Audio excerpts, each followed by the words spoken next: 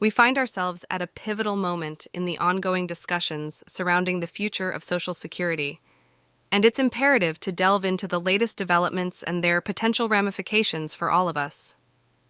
Before we dive into the intricacies of the matter, I'd appreciate it if you could take just a moment to express your support for these daily updates by hitting the like button. Now let's explore the multifaceted landscape of the next significant idea for Social Security. The current discourse encompasses a range of familiar possibilities that we've heard before, including potential increases in taxes, cuts to other agencies, adjustments to the Social Security tax cap, and the taxation of millionaires, billionaires, and large corporations. However, amid these well-trodden paths, a novel idea is gaining momentum among lawmakers, emerging as a serious consideration in the ongoing deliberations.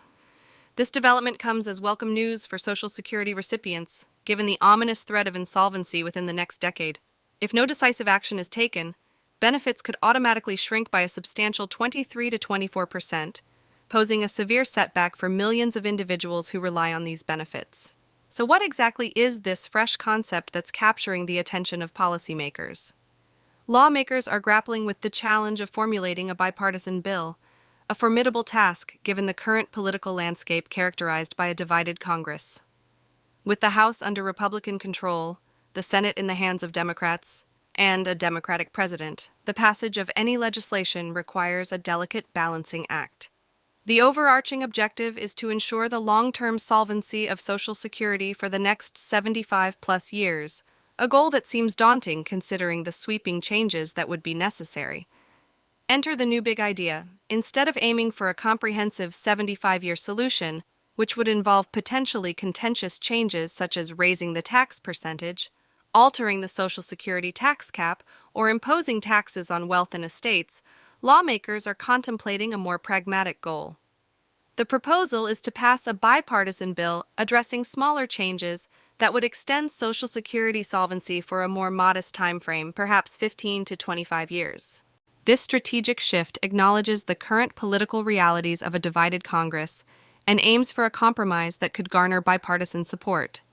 Senator Bill Cassidy has been a vocal advocate for a separate investment fund as a potential solution.